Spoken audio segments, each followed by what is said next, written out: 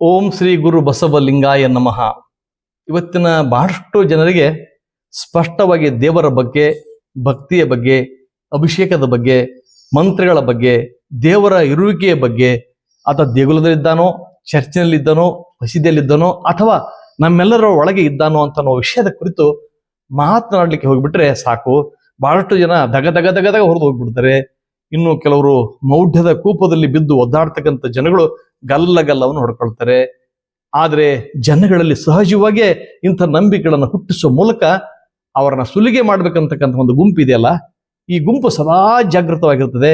ಜಾಗೃತವಾಗಿರುವ ಈ ಗುಂಪು ಜನಸಾಮಾನ್ಯನ ಮೇಲೆ ತಮ್ಮ ನಂಬಿಕೆಗಳ ಮೌಢ್ಯವೆಂಬ ನಂಬಿಕೆಗಳನ್ನ ಅವರ ತಲೆಯ ಮೇಲೆ ಹೇರುವ ಮೂಲಕ ಅವರನ್ನ ಇಷ್ಟಿಷ್ಟಾಗಿ ಮಾನಸಿಕವಾಗಿ ಕೊಲೆ ಮಾಡ್ತಾನೆ ಬರ್ತಾ ಇದ್ದಾರೆ.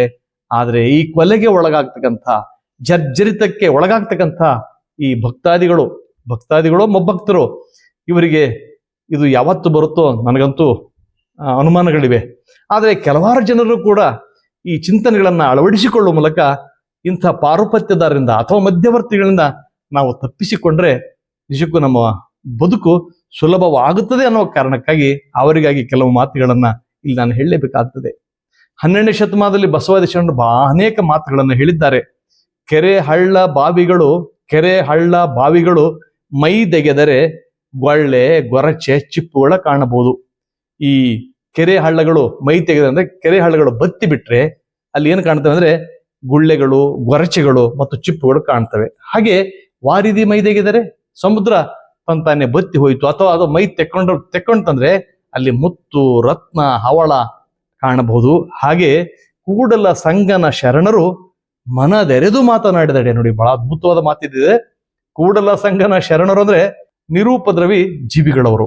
ಅವರು ಯಾರಿಗೂ ಕೇಡನ್ನು ಬಗೆದವರು, ತಮ್ಮ ಅನ್ನವನ್ನ ತಾವೇ ದುಡಿದು ಉಂಡವರು, ಕಾಯಕವೇ ಕೈಲಾಸ ಅಂತ ನಂಬಿದವರು, ಎಲ್ಲರೊಳಗೂ ಶಿವನ ಚೈತನ್ಯವನ್ನ ಕಾಣತಕ್ಕಂಥವ್ರು, ತನ್ನ ಬಿಟ್ಟು ದೇವರಿಲ್ಲ, ಮಣ್ಣ ಬಿಟ್ಟು ಮಡಿಕಿಲ್ಲ ಅಂತಕ್ಕಂಥ ಗಟ್ಟಿಯಾದ ನಿಲುವನ್ನು ಹೊಂದಿರುವಂತ ಜನರು ಶರಣರು. ಕೂಡಲ ಸಂಗನ ಶರಣರು ಮನದೆಗೆದು ಮಾತನಾಡಿದರೆ ಅಲ್ಲಿ ಏನ್ ಕಾಣ್ತದೆ ಅಂದ್ರೆ ಲಿಂಗವ ಕಾಣಬಹುದು. ಲಿಂಗ ಅಂದ್ರೆ ಅರಿವು ಅಂತ ಅರ್ಥ. ಲಿಂಗ ಅಂದ್ರೆ ಸ್ಥಾವರ ಲಿಂಗಗಳಲ್ಲ. ಪರಿಕಲ್ಪನೆ ನಮಗೆ ಬರಬೇಕಾಗಿದೆ. ಆದ್ರೆ ಇವತ್ತಿನ ದಿನಗಳಲ್ಲೂ ಸಹಿತ ನಾವು ದೇವಸ್ಥಾನಕ್ಕೆ ಹೋಗಿ ಪೂಜೆಯನ್ನು ಮಾಡುವ ಮೂಲಕ ದೇವರಿಗೆ ಅರ್ಪಿಸಿಕೊಂಡು ಬಂದಿದ್ದೇವೆ, ದೇವರಿಗೆ ಮುಡಿಪನ್ನು ಕಟ್ಟಿದ್ದೇವೆ, ದೇವರಿಗೆ ಪೂಜೆಯನ್ನು ಮಾಡಿದ್ದೇವೆ, ದೇವರಿಗೆ ಅರ್ಚನೆಯನ್ನು ಮಾಡಿದ್ದೇವೆ, ದೇವರಿಗೆ ಇಷ್ಟು ಕಾಣಿಕೆಯನ್ನು ಅರ್ಪಿಸಿ ಬಂದಿದ್ದೇವೆ ಅನ್ನುವ ದಾಷ್ಟದಲ್ಲಿ ನಾವೆಲ್ಲ ತೊಡಗಿಕೊಂಡಿದ್ದೇವೆ. ಆದರೆ ದೇವರಿಗೆ ನಾನು ಏನಾದರೂ ಕೊಡ್ಲಿಕ್ಕೆ ಸಾಧ್ಯನಾ? ಅದು ಸಾಧುವಾದ ಕ್ರಿಯೆನಾ? ಕೊಡಬಹುದಾ ಅನ್ನೋ ಪ್ರಶ್ನೆ ನನ್ನೊಳಗೆ ನಾನು ಎಂದೂ ಕೇಳಿಕೊಂಡಿಲ್ಲ. ಯಾಕಂದ್ರೆ ತಲತಲಾಂತರದಿಂದ ಈ ನಂಬಿಕೆಗಳು, ಈ ಮೌಢ್ಯಗಳು ಬೆಳೆದುಕೊಂಡು ಬಂದಿವೆ. ಆ ಮೌಢ್ಯಗಳ ಜಾಡ್ ಹಿಡಿದು ನಾನು ಅಲ್ಲಿಗೆ ಹೊರಟಿದ್ದೇನೆ ಅಷ್ಟೇ. ಎಂದೂ ಕೂಡ ನಾನು ಇದ್ರ ಬಗ್ಗೆ ಪ್ರಶ್ನೆ ಕೂಡ ಮಾಡಿಲ್ಲ. ಪ್ರಶ್ನೆ ಎಲ್ಲಿವರೆಗೂ ಮಾಡೋದಿಲ್ವೋ ಅಲ್ಲಿವರೆಗೂ ನಮಗೆ ಸತ್ಯ ಗೋಚರ ಆಗೋದಿಲ್ಲ. ಪ್ರಶ್ನೆಯನ್ನು ಮಾಡದೇ ಇರತಕ್ಕಂಥ ಮನಸ್ಥಿತಿಯನ್ನ ಈ ಪಟ್ಟಭದ್ರರು, ಈ ಸಮಾಜ ವಿದ್ರೋಹಿಗಳು ನಮಗೆ ಈ ಬಳುವಳಿಯಾಗಿ ನೀಡಿದ್ದಾರೆ. ಅದನ್ನು ನಾವು ಅನುಸರಿಸಿಕೊಂಡು ಹೊರಟಿದ್ದೇವೆ. ಆದರೆ ನಾವು ಯಾರು ಕೂಡ ಪ್ರಶ್ನೆ ಮಾಡ್ತಾ ಇಲ್ಲ. ನೋಡಿ, ಒಂದು ಆಲೋಚನೆ ಮಾಡೋಣ. ಬಸವಣ್ಣರು ಕೂಡ ಸಾಮಾನ್ಯವಾಗಿ ನಿಮ್ಮಂತೆ ಆಲೋಚನೆ ಮಾಡ್ತಾರೆ. ಎಂತ ಅದ್ಭುತವಾದ ಚಿಂತನೆಗಳಿವೆ ನೋಡಿ. ಮಾಡಿ ನೀಡಿ ಲಿಂಗವ ಪೂಜಿಸುವೆಂಬರು. ಏನೋ ಕೊಡೋ ಮೂಲಕ, ತೆಗೆದುಕೊಳ್ಳುವ ಮೂಲಕ ನಾವು ಲಿಂಗವನ್ನ ಪೂಜೆ ಮಾಡ್ತೀವಿ ಅಂತ ಹೇಳ್ತಾ ಇರ್ತಕ್ಕ ಈ ಜನಗಳು, ಕೇಳಿರಣ್ಣ, ಆಗದ ಕೆರಹ ಹೊರಗೆ ಕಳೆದು, ಬೆಲೆಯುಳ್ಳಂಥ ಪಾದರಕ್ಷೆಗಳನ್ನ ಹೊರಗೆ ಕಳೆದು ದೇಗುಲಗೆ ಹೋಗಿ ನಮಸ್ಕಾರ ಮಾಡುವನಂತೆ. ದೇಗುಲಕ್ಕೆ ಹೋಗಿ ನಮಸ್ಕಾರ ಮಾಡ್ತಿರ್ತಾನೆ, ಕೈ ಮುಗಿತಿರ್ತಾನೆ, ಏನೋ ಬೇಡಿಕೆಗಳನ್ನ ಕೇಳ್ತಿರ್ತಾನೆ. ಆದರೆ ಆತನಿಗೆ ತನ್ನ ಕೆರಹಿನ ಧ್ಯಾನವಲ್ಲದೆ, ಅದನ್ನ ಲಕ್ಷ್ಯ ಇರೋದು ಯಾವ ಕಡೆ, ಆತನ ಧ್ಯಾನ ಇರೋದು ಯಾವ ಕಡೆ? ದೇವರ ಕಡೆಗೆ ಅಲ್ಲ. ಆ ದೇಗುಲದಲ್ಲಿ ಪ್ರತಿಷ್ಠಾಪಿಸ್ತಕ್ಕಂಥ ಆ ಸ್ಥಾವರ ಲಿಂಗದ ಕಡೆಗೆ ಆತನ ಧ್ಯಾನ ಇರೋದಿಲ್ಲ. ಆತನ ಧ್ಯಾನ ಇರೋದು ಅಂದ್ರೆ ಯಾವ್ದ ಕಡೆ ಅಂದ್ರೆ ಆತನ ಕೆರಹಿನ ಕಡೆಗೆ ಆತನ ಧ್ಯಾನ ಇರ್ತದೆ. ಆತ ಬೆಲೆಯುಳ್ಳಂತ ಕೆರಹಗಳನ್ನು ತಂದಿದ್ದೇನೆ, ಹೊರಗಡೆ ಇರಿಸಿದ್ದೇನೆ, ಹಾಗಾಗಿ ಲಕ್ಷ್ಯ ಆ ಕಡೆ ಇರ್ತದೆ. ಆ ಕಡೆ ನನಗೆ ಮನಸ್ಸನ್ನ ಒಯ್ದಾಡದಂತೆ ನನ್ನ ಕಾಪಾಡುವಂತ ಹೊಣೆ ನಿಂದಿದೆ ಅಂತ ಬಸವಣ್ಣವರು ಇಲ್ಲಿ ಕೇಳಿಕೊಳ್ತಾರೆ. ಯಾರು ಕೇಳಿಕೊಳ್ತಾರೆ ಅಂತ ತಕ್ಷಣ ನಾವು ತಲೆಯಲ್ಲಿ ದೇವರು ಅಂತ ಬಂದ್ಬಿಡ್ತಾರೆ. ದೇವರಲ್ಲ, ತನ್ನ ಮನಸ್ಥಿತಿಗೆ ಕೇಳಿಕೊಳ್ತಾರೆ, ತನ್ನ ಮನಸ್ಸಿಗೆ ಕೇಳಿಕೊಳ್ತಾರೆ, ತನ್ನ ಅಂತರಂಗಕ್ಕೆ ಕೇಳಿಕೊಳ್ತಾರೆ. ಯಾಕಂದ್ರೆ ಅಂತರಂಗದಲ್ಲಿ ಅದ್ಭುತವಾದ ಶಕ್ತಿ ಇದೆ. ಆ ಶಕ್ತಿಯನ್ನ ಉದ್ದೀಪನಗೊಳಿಸುವಂತಹ ಕ್ರಿಯೆಯಲ್ಲಿ ನಾವು ಯಾರು ತೊಡಗಿಕೊಂಡಿಲ್ಲ. ಹೀಗಾಗಿಯೇ ನಾವು ದೇವರನ್ನ ಒಳಗಡೆ ಹುಡುಕದೆ ಹೊರಗಡೆ ಹುಡುಕ್ತಾ ಇದ್ದೇವೆ. ಹೇಗೆ ಅಂತ ಅನ್ನೋದಕ್ಕೆ ಇನ್ನೊಂದು ಅಂಬಿಗರ ಚೌಡಯ್ಯನ ವಚನವರ ಕೂಡ ಇದೆ. ಗಿಣಿ ಇಲ್ಲದ ಪಂಜರ ಹಲವು ಮಾತನಾಡಬಲ್ಲುದೆ. ಗಿಳಿ ಇಲ್ಲ, ಬರೀ ಪಂಜರ ಇದೆ, ಪಂಜರ ಮಾತನಾಡಲಿಕ್ಕೆ ಸಾಧ್ಯನಾ? ಹಾಗೆ ದೇವರಿಲ್ಲದ ದೇಗುಲಕ್ಕೆ ಮಂತ್ರ ಅಭಿಷೇಕ ಉಂಟೆ.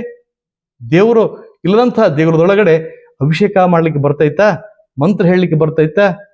ಮಂತ್ರ ಈ ಅಭಿಷೇಕ ಮಾಡುವಾಗ ನೋಡ್ಬೇಕು ನಾವು, ಹಾಲು, ತುಪ್ಪ, ಕೆನೆ, ಮೊಸರ, ಜೇನುತುಪ್ಪ ಎಲ್ಲವನ್ನು ಹೊಯ್ದು ನೋಡಿ, ಅದು ಅಪ್ಯಾಯನ ಪ್ರಸಾದ.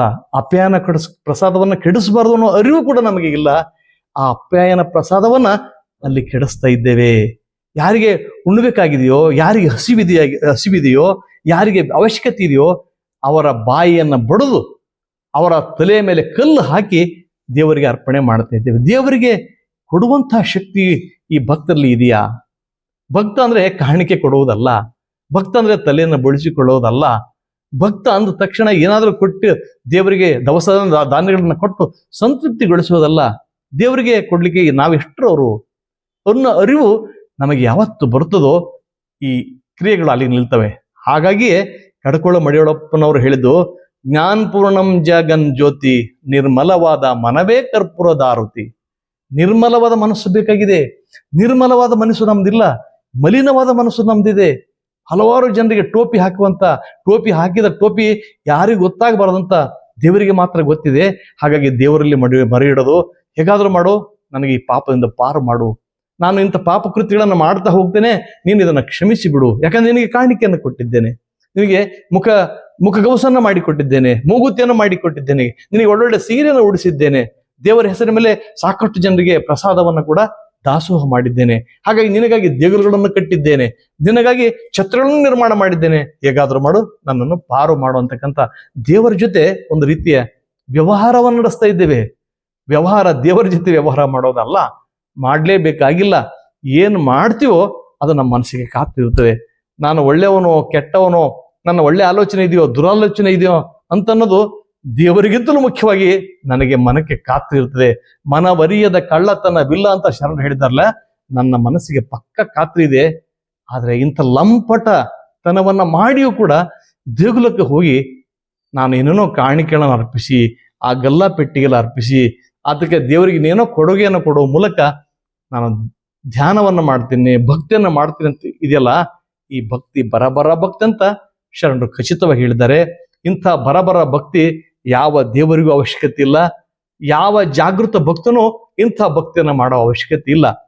ಮನವರಿಯದ ಕಳ್ಳತನವಿಲ್ಲ ಅಂತ ಶರಣರು ಹೇಳಿದ ರೀತಿಯಲ್ಲೇ ನಾವು ಬದುಕಿ ಬಿಟ್ರೆ ಸಾಕು, ದೇವರಿಗೆ ನಾವು ಕೃತಜ್ಞತೆಯನ್ನ ಅರ್ಪಿಸಿದಂತಾಗುತ್ತದೆ. ಇದುವರೆಗೆ ನನ್ನೊಂದಿಗೆ ಬಂದ ನಿಮ್ಮೆಲ್ಲರಿಗೂ ಗೌರವದ ಪ್ರೀತಿಯ ಶರಣಾರ್ಥಿಗಳು. ನಿಮ್ಮ ವಿಶ್ವಾರಾಧ್ಯ ಸತ್ಯಂಪೇಟೆ.